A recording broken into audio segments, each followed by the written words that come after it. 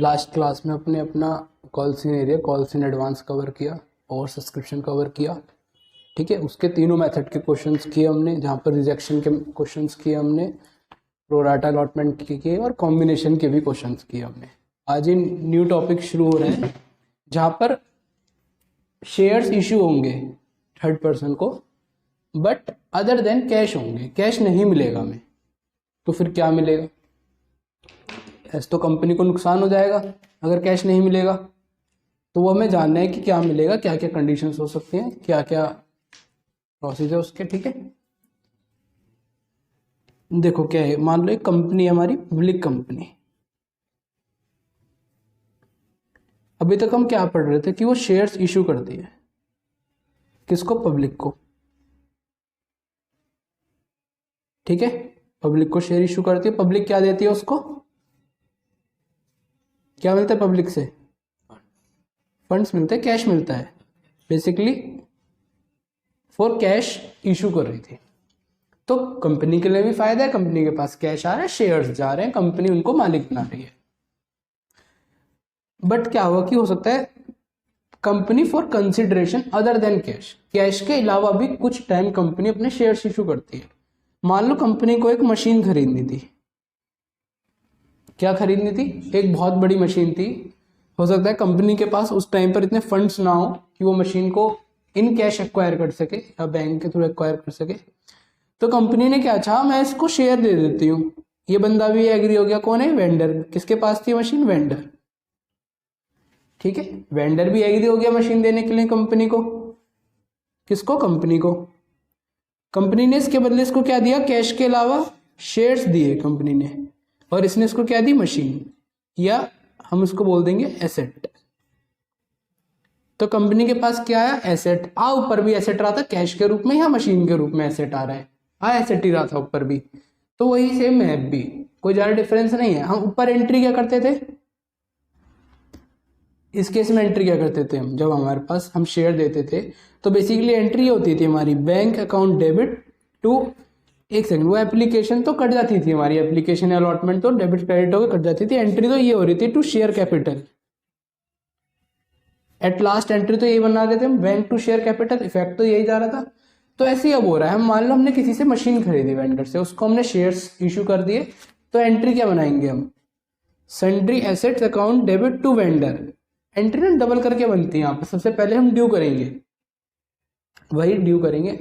Sundry assets मेरे पास आए, asset आता है तो उसको क्या करते हैं? डेबिट करते हैं अपने पास, और वेंडर को मैंने कर दिया क्रेडिट।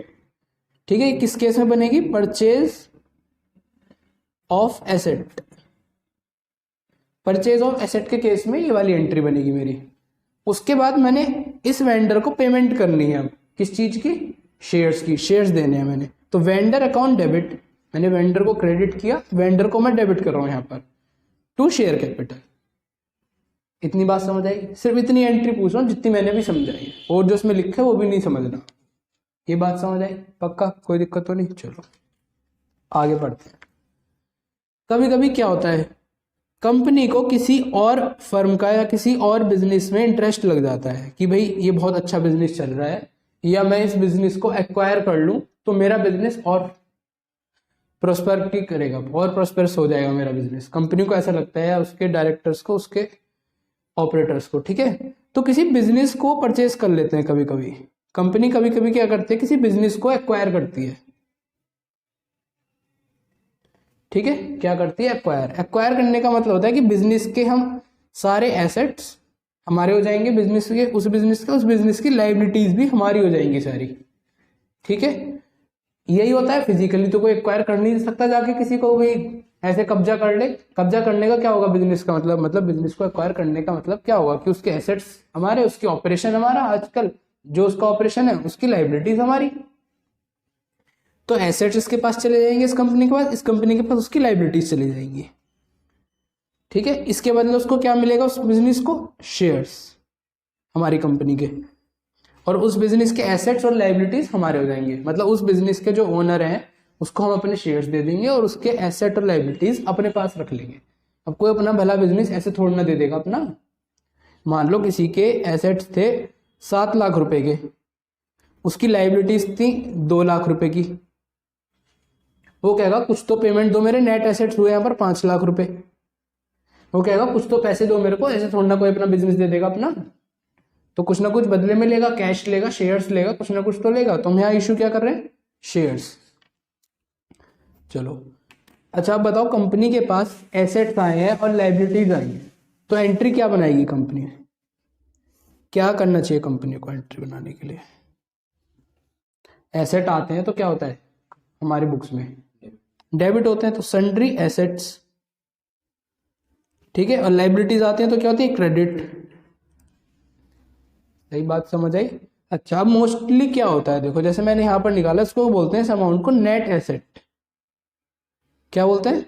Net assets. मतलब एसेट्स माइनस लाइबिलिटीज को क्या बोलते हैं? Sundry asset minus sundry liabilities को क्या बोलते हैं? Net assets. मान लो अंश, आपका एक बिजनेस है, काफी अच्छा बिजनेस है, नाइकी का एक शोरूम है आपका, खूब चलता है, ठीक है। मेरा मन कर रहा है उसको लेने का। आपके शोरूम में 7 लाख रुपए का माल पड़ा हुआ है, सामान है जो भी 7 लाख रुपए का, और 2 लाख रुपए की आपकी लाइबिलिटीज बनती हैं, तो 5 लाख रुपए का टोटल हिसाब किताब बनता है। तो क्या आप 5 लाख में दे दोगे मेरे को नाइकी का शोरूम को? कुछ ज्यादा पैसे मांगोगे आप मेरे से? मान लो आपने मुझसे मांग लिए 8 लाख रुपए, ठीक है। हमारी डील कितने में हुई? 8 लाख रुपए। सबसे पहले तो ये बताओ कि आपने पैसा एक्स्ट्रा मांगा क्यों मेरे से? सही बात है, उसकी क्या थी मार्केट में? गुडविल थी उस शोरूम की। ऐसा नहीं है कि हम अपना बिजनेस उठा के, तो खाली बैलेंस शीट का डिफरेंस है हमारा, बैलेंस शीट का प्रॉफिट बोल लो या कुछ भी बोल दो उसको, वो है हमारा 5 लाख रुपए, तो नेट एसेट्स हमारे। लेकिन उतने में थोड़ा ना देते थे हम किसी को बिजनेस। अब ना हम पहले भी ऑलरेडी पार्टनरशिप में पढ़ चुके हैं, गुडविल के चैप्टर में पढ़ा था ना कि किसी का बिजनेस एक्वायर करते हैं तो गुडविल की वैल्यूएशन करी जाती है। तो क्यों, जो डिफरेंस है वो क्या है? ये गुडविल 3 लाख की यहाँ पर। और इस 8 लाख को बोला जाता है अकाउंट्स में परचेज कंसिडरेशन। क्या बोला जाता है? Purchase consideration. मतलब बोलते हैं जिस अमाउंट पर सौदा हुआ, अमाउंट पर सौदा हुआ, ठीक है। जिस अमाउंट पर सौदा हुआ हमारा बिजनेस में, डील फाइनल हुई हमारे बीच में, वो अमाउंट तो क्या होती है? Purchase consideration. यहाँ पर या तो क्वेश्चन में ये गिवन होगी, ठीक है। अगर नहीं हुई तो नेट एसेट्स को ही परचेज कंसिडरेशन मान लेंगे। कोई ऐसा क्वेश्चन आएगा मैं डिस्कस कर लूंगा। अभी फिलहाल ये मानो कि परचेज कंसिडरेशन आपको गिवन होगी, ठीक है। ये बात, ये अमाउंट कौन सी आई? जो हमें सामने वाले को पे करनी है, तो हम उसको लिखेंगे यहाँ पर टू वेंडर, टू वेंडर के नाम से। यानी एसेट्स कितने के लिए आपने? यहाँ पर 7 लाख के। लाइबिलिटीज कितने की आई आपके पास?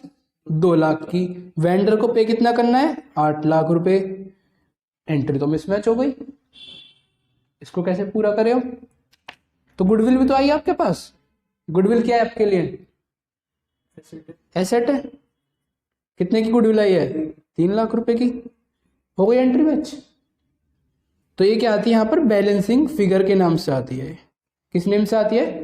बैलेंसिंग फिगर के नेम से। अच्छा, कभी कभी ऐसा होता है कि मान लो एक कंपनी थी लिबर्टी, शूज की कंपनी थी, अब भी है वैसे तो, लेकिन इतना अच्छा ऑपरेशन नहीं है उसका बिजनेस ऑपरेशन। मान लो किसी ऐसी जगह पर वो जाकर खुल गई कि जहां पर उसका प्रॉफिट नहीं चल रहा था, सेल्स नहीं हो रही थी। वही सेम कंडीशन थी उसके साथ भी, 7 लाख के एसेट थे, 2 लाख की लाइबिलिटीज थी। वो सामने वाला ओनर मेरे पास आता है कि भैया मेरा तो बिजनेस चल नहीं रहा, आप बिजनेस मेरा एक्वायर कर। तो वो कहता है कि 5 लाख रुपए, 5 लाख रुपए दे दो आप मेरे को। सामने वाला मुझसे बोलता है कि 5 लाख रुपए दे दो। मैं बोल रहा हूँ कि भाई बिजनेस में जान नहीं है, मैं इसको 5 लाख नहीं दे सकता, मैं तो 4 लाख दे सकता हूँ बस। मेरे हिसाब से तो पीसीस की परचेज कंसिडरेशन ये सौदा 4 लाख रुपए का है। इस केस में क्या हुआ? गुडविल है या नहीं? यहाँ पर गुडविल नहीं है। यहाँ पर यही बोल सकते हैं नेगेटिव गुडविल है, नेगेटिव गुडविल बोल सकते हैं। वहां क्या था? 5 लाख के बदले उसे 8 लाख मिल रहे थे, यहाँ 5 लाख के बदले कितने मिल रहे हैं? 4 लाख रुपए। तो नेगेटिव गुडविल। हाँ, पॉजिटिव गुडविल थे एक तरीके से। या और इसको हम अगर अकाउंटिंग नेम बोले तो यहाँ और अच्छा एक रिच नेम बोल सकते हैं इसको, कैपिटल रिजर्व बुलाया जाता है हमारे यहाँ पर। इसको किस नेम से बुलाया जाता है? Capital reserve. चलो इसकी एंट्री करके देखते हैं एक बार कि क्या होनी चाहिए इसकी एंट्री। वही सेम चलेगा, सन्ड्री एसेट्स आए मेरे पास कितने के, 5 लाख के। लाइबिलिटीज आई मेरे पास 2 लाख की। वेंडर को कितना पैसा पे करना है, कितना डिसाइड हुआ, 4 लाख रुपए। तो कितना हो गया यहाँ पर 6 लाख रुपए। अच्छा सन्ड्री एसेट्स 7 लाख के कर रहे हैं ना मैंने, ये गलत हो गया ना। सन्ड्री एसेट्स कितने, 7 लाख के। तो अब मिसमैच हो गया क्वेश्चन वापस से हमारा, कितने से मिसमैच हुआ, 1 लाख से। तो 1 लाख का मैं क्या लिखूंगा यहाँ पर, कैपिटल रिजर्व।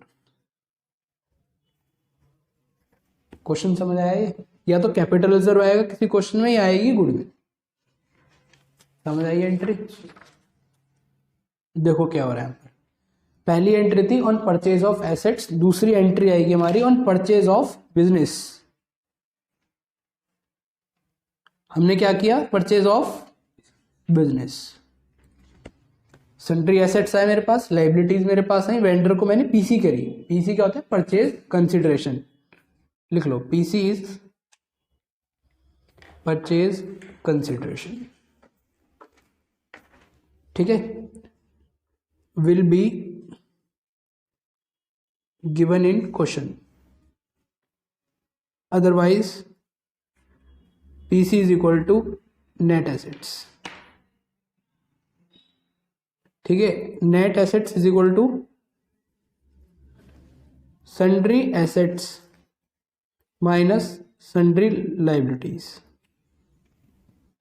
बात समझ आई? डिस्कस कर चुके हम पीछे भी एग्जांपल में, कोई दिक्कत नहीं होनी चाहिए कहीं से कहीं तक भी। ये एंट्री पूरी समझ आई है नहीं आए, या तो गुडविल आएगी या कैपिटल रिजर्व आएगा। ठीक है, अच्छा अब इस वेंडर को पैसा देना बाकी है। अभी खाली हमने अपनी बुक्स में उसको एक लाइबिलिटी एज अ शो किया है कि मुझे पैसा देना है, देनदार है मेरा ये, उसको पैसा देंगे। अब शेयर दे सकते हैं उसको, या उसको बैंक से पैसा दे सकते हैं, या शेयर्स भी उसको हम एसपीआर पे इशू कर सकते हैं, यानी ज्यादा प्रीमियम पे इशू कर सकते हैं उसको शेयर्स। हम कॉन्सेप्ट पढ़ेंगे भी, एग्जांपल में क्लियर हो जाएगा। तो वेंडर को डेबिट करेंगे जितने से हमने उसको क्रेडिट किया था, पीसी से ही। ठीक है, पीछे वाले केस में 8 लाख से, जैसे 8 लाख से उसको डेबिट किया। मान लो क्वेश्चन बोलता है 8 लाख के शेयर इशू कर दे, तो 8 लाख के शेयर लिख देंगे यहाँ पे। क्वेश्चन बोलता है कि 6 लाख के शेयर, 2 लाख का कैश, 2 और 6 लिख देंगे। ऐसे करते चलेंगे हम। थोड़ा थोड़ा आइडिया लग रहा होगा कि क्या होने वाला है एग्जाम्पल में। चलो देखो, फर्स्ट हमने क्या पढ़ा, issue of share for consideration other than cash to the vendor. अब पढ़ेंगे to promoters and to underwriters. अब ये होते कौन कौन है, प्रमोटर कौन होते हैं, अंडर राइटर कौन होता है। सबसे पहले तो क्वेश्चन ये बनता है हमारा, अच्छा आप बताओ कि प्रमोटर होते कौन है। क्या लगता है आपको इस वर्ड से कि कंपनी में प्रमोटर है कौन? जो उस बिजनेस को प्रमोट कर रहा हो।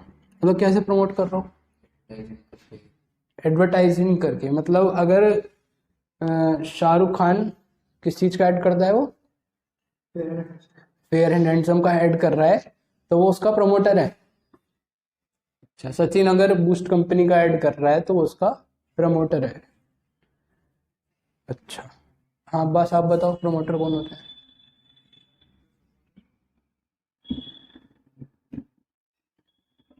मतलब जो हमारे लिए सेलिब्रिटी प्रमोशन, वो एडवर्टीजमेंट करता है, वो प्रमोटर हो गया है। हमेशा वो नहीं होगा, और कौन होता है? एक दूसरे को बताते रहते हैं ये चीज अच्छी है, तो बिजनेस को बढ़ाने में मदद करो। जो बिजनेस को बढ़ाने में मदद करे वो प्रमोटर हुआ। पार्शियली आप करेक्ट हो, पार्शियली बहुत रॉन्ग हो। ठीक है, पार्शियली आप करेक्ट हो, पार्शियली बहुत ज्यादा रॉन्ग हो। प्रमोटर वो बंदा होता है जो कि बिजनेस का आइडिया लेकर आता है, बिजनेस का आइडिया लेकर आता है, जो कि सोचता है कि कंपनी ये ऐसी होनी चाहिए, इतनी बड़ी कंपनी होनी चाहिए, ऐसे बिजनेस होगा, हम ये बिजनेस करेंगे, हम वो बिजनेस करेंगे। वो प्रमोटर होता है बेसिकली। एक तरीके से बोल सकते हैं founder, founder is the promoter कह सकते हैं। हमेशा हर चीज में नहीं होता कि फाउंडर ही प्रमोटर, मैं ये नहीं कह रहा। किसी बिजनेस के आइडिया का जो लेकर आता है वो प्रमोटर होता है। ठीक है। प्रमोटर क्या होता है बेसिकली, जो शुरू में फॉर्मेशन के टाइम पे हेल्प करता है, जो कंपनी को फॉर्मेशन में हेल्प करता है, किसमें, फॉर्मेशन में हेल्प करता है, ठीक है। जो प्रीमिलरी एक्सपेंसेस बियर करता है, जो प्रीमिलरी खर्चे, शुरुआती जो खर्चे होते हैं कंपनी को रजिस्ट्रेशन कराना, उसकी जो हेल्प करता है वो प्रमोटर होता है, ठीक है। जो इस बिजनेस का आइडिया को लेकर आता है कि मेरी कंपनी ऐसी होनी चाहिए। तो अच्छा, कंपनी देखो अलग होती है, मैंने पढ़ाया था कंपनी अलग होती है, शुरू में हमने पढ़ा था सेपरेट लीगल एंटिटी है, कंपनी एक अलग है, उसके जो मेंबर्स हैं, उसके जो डायरेक्टर्स हैं वो अलग है, ठीक है। They both are different. तो मेंबर्स अलग, डायरेक्टर्स अलग, प्रमोटर भी अलग। कंपनी प्रमोटर की नहीं है, प्रमोटर तो सिर्फ आइडिया लेकर आ रहा है। तो कंपनी और प्रमोटर में डिफरेंस है, तो ये नहीं कह सकते उसी प्रमोटर की कंपनी है वो, तो दोनों के बीच में एक बहुत बड़ी लाइन है। लेकिन अब प्रमोटर है तो प्रमोटर, कंपनी बड़ी हो गई, कंपनी बहुत अच्छे स्केल पे अब अर्न कर रही है, तो प्रमोटर चाहेगा नहीं कि उसको कुछ मिले। प्रमोटर चाहेगा कि मेरा आइडिया था इस बिजनेस में, मैंने इसको नींव रखी इस बिजनेस की, तो मुझे भी तो कुछ इस हिस्सा मिलना चाहिए। तो कंपनी उसको क्या दे देती है, कुछ अपने शेयर्स, कुछ परसेंट का मालिक बना देती है। अच्छा, मैं मोस्ट केसेस में बात करूं तो प्रमोटर मालिक ही होते हैं कंपनी के फिलहाल। जैसे LIC की बात करें हम, life insurance corporation of India, इसमें 96.5% प्रमोटर जो है वो गवर्नमेंट के स्टेक्स है। मतलब इस कंपनी का 96.5% पार्ट वो किसके पास है, प्रमोटर्स के पास। और प्रमोटर कौन है, गवर्नमेंट। यहाँ पर ये तो सबको पता है कि LIC एक गवर्नमेंट कंपनी है, ठीक है। तो प्रमोटर बेसिकली, अगर मैं मोटा मोटा बात करूं, प्रैक्टिकली बात करूं, तो मालिक ही होते हैं एक तरीके से, ये बोल सकते हैं, लेमन लैंग्वेज में बोल सकते हैं, समझने वाली भाषा में अपनी, ठीक है। तो प्रमोटर के पास कुछ शेयर्स होते हैं, उसको कुछ शेयर दिए जाते हैं, तो किस तरीके से रिकॉर्ड होती है वो एंट्री, उसको हम समझेंगे। क्या बोला जाता है इनको, इनकॉर्पोरेशन एक्सपेंसेस या फॉर्मेशन एक्सपेंसेस के नाम से खर्चा बनाया जाता है, एक डेबिट करके। खर्चों को हम डेबिट करते हैं, किसको पे करने हैं हमें, ये प्रमोटर्स को पे करने हैं, ठीक है, टू प्रमोटर्स। उसके बाद लिखेंगे प्रमोटर्स टू शेयर कैपिटल, क्या पे कर रहे हैं इनको, कैश नहीं पे कर रहे फिलहाल, अभी हम शेयर कैपिटल पे कर रहे हैं, अपने हिस्सा बना रहे हैं, मालिक बना रहे हैं इसका। एंट्री इसकी डायरेक्टली पास कर सकते हैं, करने के लिए direct, incorporation expenses to promoter, वो incorporation expenses to share capital, ऐसे ही पास कर सकते हैं एंट्री है। बट हम 2 स्टेप में एंट्री पास करेंगे, मार्क्स सेफ रहेंगे इसमें हमारे। बात समझ आई, कोई दिक्कत तो नहीं। प्रमोटर पता चला कौन होते हैं। देखो पढ़ने के लिए बहुत कुछ है प्रमोटर में भी, लेकिन जितनी 12th में नॉलेज है इतनी मैंने आपको सफिशिएंट नॉलेज दे दी है, काफ़ी कुछ मैं पढ़ा सकता हूँ प्रमोटर पर भी। बात समझ आई। चलो, सेकंड होता है अंडर राइटर। अंडर राइटर कौन होते हैं, हम बताओ।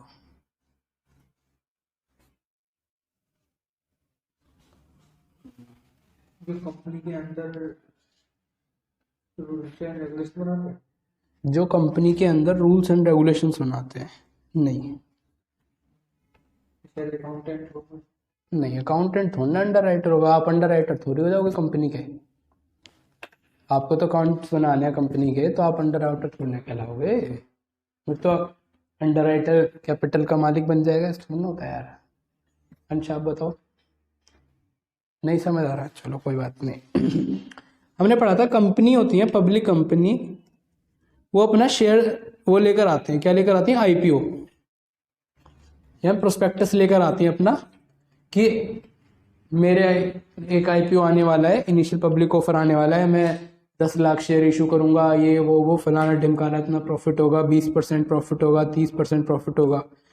बट आपको नहीं लगता कि ये पब्लिक को तो चलो ऑफर दे दिया इन्होंने, लेकिन एक इनको भी तो डर रहता होगा अपने अंदर कंपनी को कि ये 10 लाख के 10 लाख शेयर पब्लिक लेगी भी या नहीं। कंफर्म कैसे कह सकते हैं कि ले ही लेगी। कोई भी कितनी बड़ी कंपनी हो चाहे कुछ भी हो, किसी को भरोसा तोड़ना होता है कि सारे शेयर्स उसके बिक जाएंगे, 10 लाख की 10 लाख चिट्ठियां आ जाएंगी, 90% चिट्ठियां नहीं आई तो वैसे ही वो IPO बेकार हो जाएगा। सेबी ऐसा बोलती है कि 90% मिनिमम सब्सक्रिप्शन होना चाहिए, मतलब 10 लाख में से 9 लाख चिट्ठी तो कंपलसरी आनी चाहिए। 9 लाख चिट्ठी आ जाएंगी नहीं आ जाएंगी, इस पब्लिक कंपनी को भरोसा है नहीं। तो इस भरोसे को, डर को दूर करते हैं अंडर राइटर, ठीक है। ये बहुत बड़े बोल सकते हैं, होते हैं लोग जिनके पास खूब धनराशि होती है, ठीक है। ये क्या करते हैं,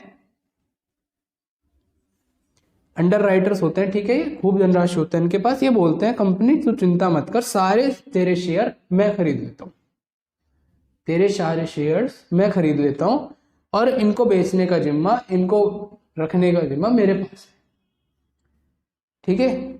ये सेवा के लिए तैयार हो जाते हैं, कंपनी की सेवा करने के लिए। अब इस सेवा के लिए कुछ ना कुछ तो इनको मिलेगा। क्या मिलना चाहिए इनको? शेयर्स मिलना चाहिए, कमीशन मिलना चाहिए। क्या बोलते हैं? कमीशन। ये कमीशन बेसिस पे काम करते हैं। कंपनी का मन है इनको शेयर्स दे, कैश दे, कुछ भी दे, बट एक शेयर कमीशन बेसिस पे काम करते हैं। कंपनी को बोलते हैं कि चिंता मत करो, आपका जो भी आईपीओ आ रहा है हम उसको सब्सक्राइब कर लेंगे, हम पब्लिक को अलॉट कर लेंगे, बट हमें इतना परसेंट कमीशन चाहिए आपके इतने शेयर्स पर, इतना 12th बेसिस पर। तो अंडर राइटर को क्या देना होता है हमें? Commission to underwriter. Commission एक एक्सपेंस है तो उसको डेबिट किया मैंने to underwriter. Underwriter को क्या दे रहे हैं यहाँ पर हम फिलहाल? Share capital. कैश नहीं दे रहे, हो सकता है कैश बोले क्वेश्चन तो नीचे कैश भी आ जाएगा, टू कैश है, टू कैश बैंक। समझ आया कॉन्सेप्ट क्या? टीएस गिरीवाल खोलो, उसके क्वेश्चंस करते हैं।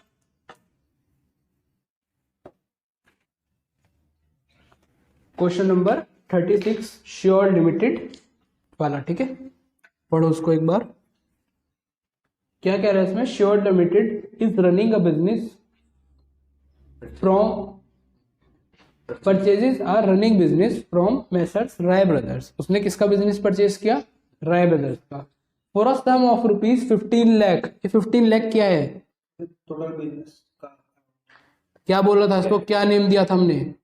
PC, purchase consideration. क्वेश्चन ने आपको दे रखा है पेबल रुपीज 12 लाख। इसमें का इसने बताया कि इसमें से 12 लाख रुपए के तो हमने क्या इशू करे उसको? शेयर्स, ठीक है, फुली पेड शेयर्स इशू करे 10 रुपए ईच के। क्वेश्चन ये भी बोल रहा है कि 10 रुपए ईच का एक शेयर इशू करा गया उसको। And the balance through cheque. तो बैलेंस कितना बनता है? 3 लाख रुपए थ्रू चेक, यानी दैट इज बैंक से पेमेंट होगी।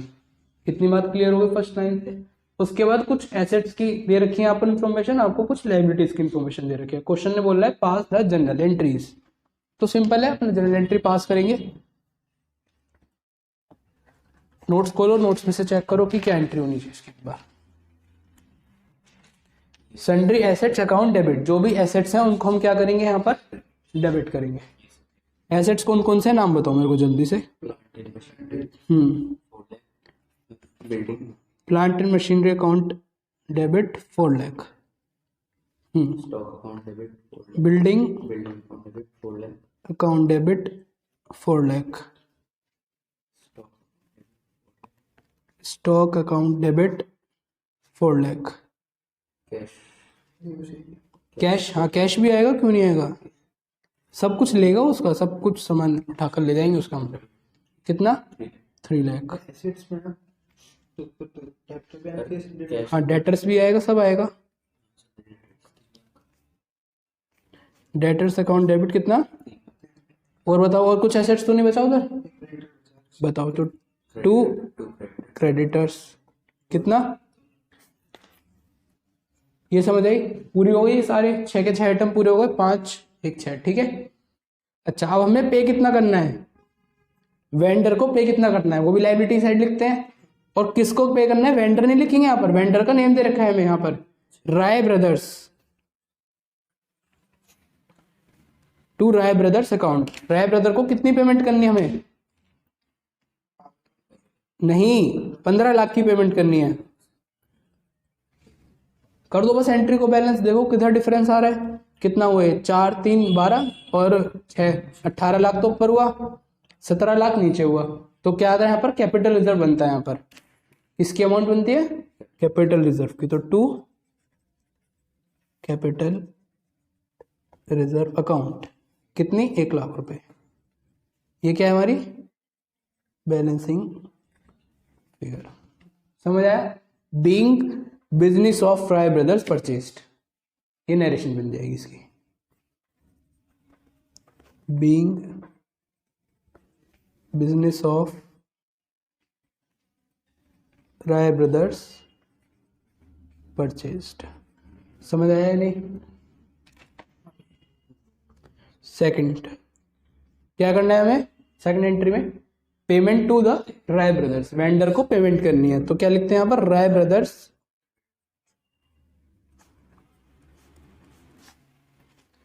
Brothers account debit to bank account. कितने पैसे आने बैंक से? राय ब्रदर को कितनी पेमेंट करनी है? पूरी ऊपर से उठ के यहाँ पर आ जाती डायरेक्ट 15 लाख की पेमेंट करनी है, जिसमें से 3 लाख रुपए हम बैंक से पे करेंगे और 2 शेयर कैपिटल। कितना? 12 लाख। एंट्री पूरी हो गई, कोई दिक्कत तो नहीं क्वेश्चन में कहीं से कहीं तक भी? एक और क्वेश्चन पढ़ो, क्वेश्चन नंबर 29, जेड लिमिटेड। देखो क्वेश्चन में क्या कह रहा है कि Z limited purchased furniture costing 2,20,000। हमने क्या किया? फर्नीचर परचेज किया। यहाँ पर बिजनेस परचेज नहीं किया है, हमारे पास क्या है? फर्नीचर। किससे परचेज किया हमने? CD लिमिटेड से। कितने का? 2,20,000। ठीक है। The payment was to be made by issue of 9% preference shares. तो यहाँ पर क्या हुआ है कि 9% प्रेफरेंस शेयर्स इशू हुए हैं, 100 rupees each at a premium of 10 पर शेयर। ध्यान से पढ़ने वाली बात है। 100 रुपए का एक शेयर इशू हुआ है यहाँ पर, और प्रीमियम कितना हुआ है उस पर? 10 रुपए। तो इशू प्राइस क्या है यहाँ पर? मेरा इशू प्राइस बनता है 110 रुपए। ये चीज समझ आई या नहीं? फेस वैल्यू 100 रुपए है plus premium is equal to issue price, यानी 110 रुपए का एक शेयर मैंने इशू किया है इसको यहाँ पर। किसको? CD लिमिटेड को। किस चीज के लिए? 2,20,000 रुपए के फर्नीचर परचेज करने के लिए। इसकी जनरल एंट्री हमें करनी है, काफी इजी है। इसे मैं एक में छोटा सा कॉन्सेप्ट लूंगा, इसलिए करा रहा हूं इसको। एंट्री बनाओ, हमारे पास क्या है? Furniture account debit. किसको पेमेंट करनी है? CD limited account. कितनी? 2,20,000 CD limited account debit to. अब यहां पे ध्यान रखना, टू शेयर कैपिटल नहीं लिखेंगे, यहां पे लिखेंगे हम 9% प्रेफरेंस शेयर कैपिटल, क्योंकि प्रेफरेंस शेयर इशू करेगा यहां। To security premium reserve. अब कितनी अमाउंट आएगी? ये आपके लिए एक छोटी सी ट्रिक है यहाँ पर, वो छोटा सा कॉन्सेप्ट बोल सकते हैं उसको, जो मुझे सिखाना है आपको। बताओ क्या आनी चाहिए? कितने शेयर्स इशू करे वो? ये तो हमें पता है कि 2,20,000 रुपए उसको हमें पे करने हैं। अब कितने शेयर्स इशू करूं और कितना प्रीमियम इशू करूं ऐसा? देखो इसका एक कॉन्सेप्ट होता है, इसका एक फॉर्मूला होता है नंबर ऑफ शेयर्स निकालने का। Number of shares is equal to PC divided by issue price. ठीक है, PC या फिर value of the asset divided by issue price. तो यहां पर कितनी है? 2,20,000 डिवाइडेड बाय इशू प्राइस है 1,10। तो कितने शेयर्स आ गए यहां पर? 2,000 शेयर्स। ठीक है, कितने शेयर्स आ गए? 2,000 शेयर्स। और मैंने आपको बता रखा है शेयर कैपिटल में हमेशा क्या आता है? Face value. तो 2,000 शेयर्स इंटू 100 रुपए ईच का शेयर, तो 2 लाख रुपए तो यहां पर आ गए, और यहां पर 2,000 इंटू 10, 20,000 रुपए यहां पर आ गए। समझ आ गया है? तीनों कॉन्सेप्ट समझ आए, वेंडर वाला और अंडरराइटर वाला। अंडरराइटर वाला मैंने कराया नहीं है फिलहाल, करके देख लेना, काफी इजी है। और प्रमोटर वाला। ठीक है, कोई दिक्कत नहीं होनी चाहिए कहीं से कहीं तक, जो प्रॉब्लम हो पूछ लेना मेरे से।